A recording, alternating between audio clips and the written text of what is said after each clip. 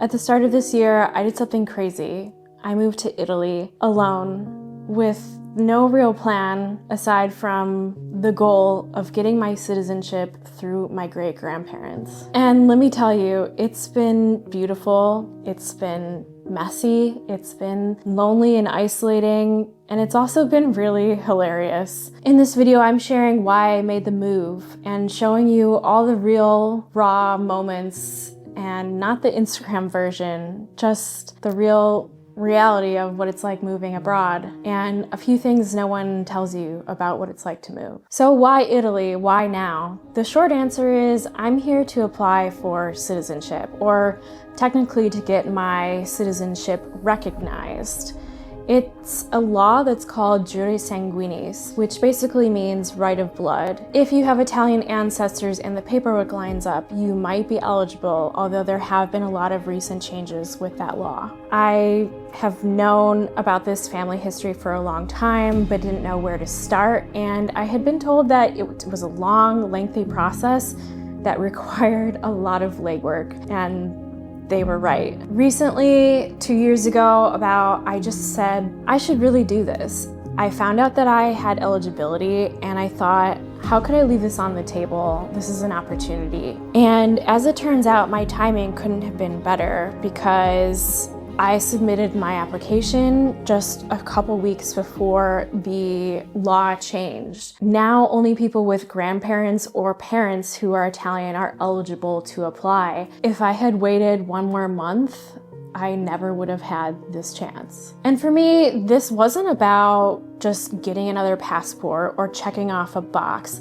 This was about reclaiming a part of my identity and connecting to my heritage. This was also about creating more freedom for myself and my potential future family, to open more doors to potentially work in the EU, and just so many opportunities that I can't even imagine yet that my future might hold. It also means I can travel within the EU more easily with an Italian passport. But more than that, also feels really symbolic to me. It feels like a way to honor the ancestors who passed before me, to kind of create a full circle moment. This move, this application, it's about roots. It's about possibility. And that's my why. I came to Italy to chase something much bigger than myself. When I told people I was moving to Italy, everyone assumed I was going to Rome or Florence or a big city like Milan. But actually, I wanted a little bit of a slower pace. I wanted something that felt more bite-sized coming from LA. It's such a big, massive city, and I thought this is a good opportunity to find somewhere that feels a little bit closer, feels more like a tight-knit community. That's what led me to Sardinia. Sardinia is just a stunning, stunning island. I have been to only a small portion of the beaches here so far, and they have just taken my breath away. It's gorgeous here, and Sardinia has such a unique, distinct culture that is unlike anywhere else in the world and so separate from the rest of Italy. I really like how the town I'm in, you start recognizing and seeing the same people around, and even though there's a language barrier, it feels really nice to see familiar faces and become a regular at a cafe or get to know people briefly in the grocery store. It creates a sense of home, of community. A couple weeks ago, I had the chance to rent a car for the first time since being here, and I saw some of the most amazing beaches. Let me go on about the beaches.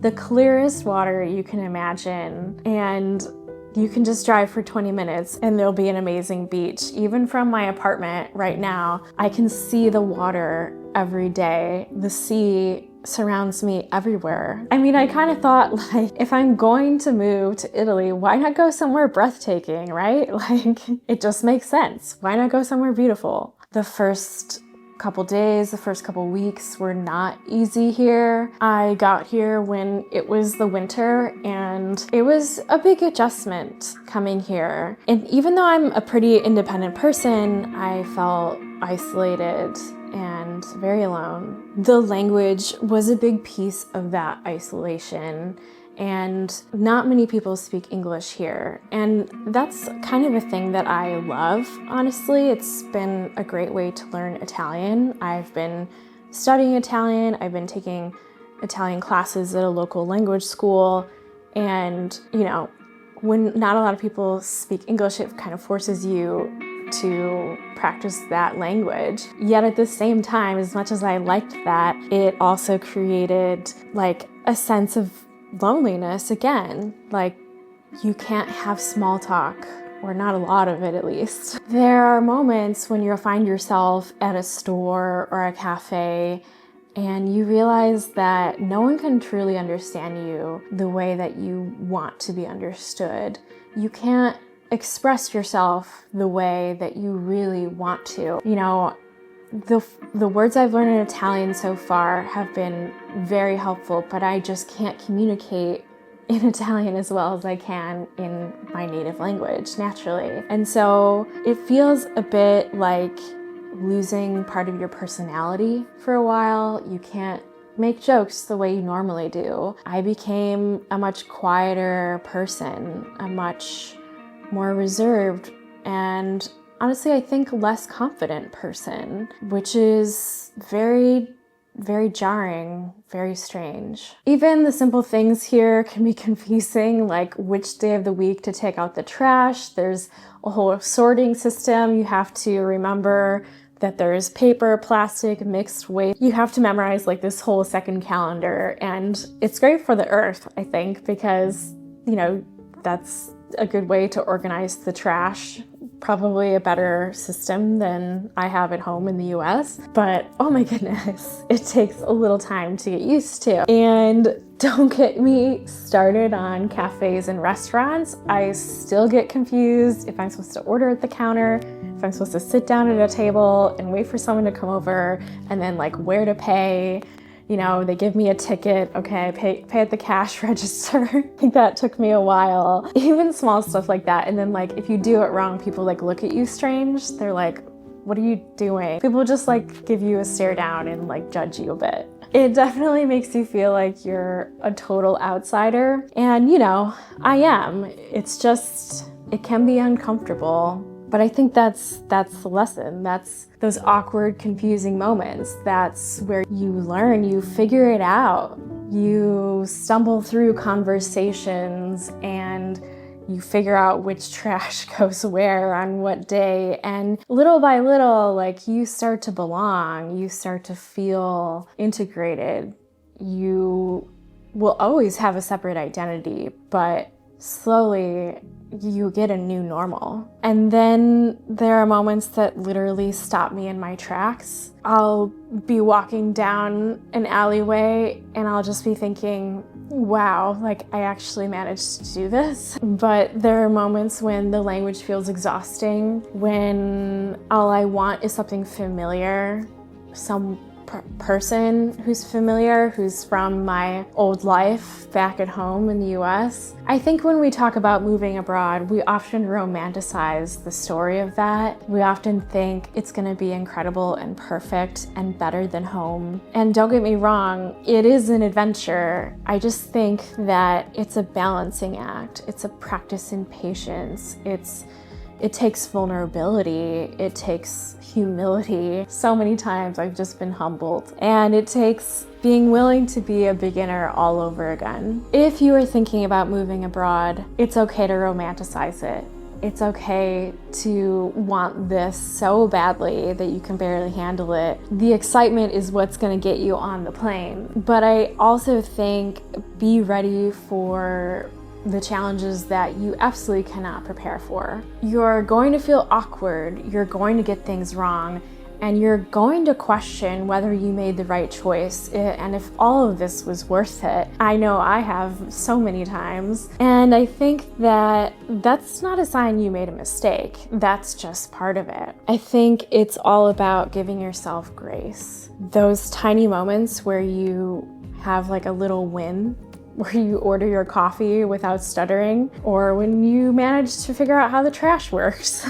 That's what you want to celebrate. Expect the heavy days, expect moments of feeling uncomfortable, but also expect moments of magic, the kind that you only find when you're willing to sit with the discomfort and find out what's on the other side. So current status right now, I have been in Italy for just about 5 months, and I'm currently waiting. I'm waiting to hear back if I need to submit more paperwork or more documents. I am just in this limbo where I don't know how long this is gonna take, or even if it's even gonna work out. And honestly, it's just really tough to sit in a place of uncertainty for so long. This could change the whole trajectory of my life, and I am just anxious and uncertain. Some days it feels like I'm building a new foundation. I'm adjusting to a new way of life. I'm learning a new language. There's so much that I am investing into myself, even though I don't know if it's fully gonna work out. And I have no control over whether this application is gonna be successful or not. All I can do is just trust that I have done everything that I possibly could do to make this dream a reality. I'm constantly reminded that I don't make the rules. I definitely have a little tinge of guilt that comes up sometimes, especially knowing that the law just changed and people without a parent or a grandparent who's Italian can no longer apply. And that has been eye-opening. If anything, that's just said to me, if there's a moment of curiosity and the door opens for you, you have to step through it and take action and move forward, and don't let opportunities sit on the table. Go for them. So that's where I'm at right now. I'm still figuring things out. I'm still waiting. I have to say this move hasn't been easy, but I'm taking it day by day. It's been very real, and it's honestly been one of the most meaningful things I've ever done. Thank you for being here and for following along on my journey. If you'd like to see how everything unfolds, please subscribe and stay tuned for more videos on my life in Italy and what's to come. Ciao for now.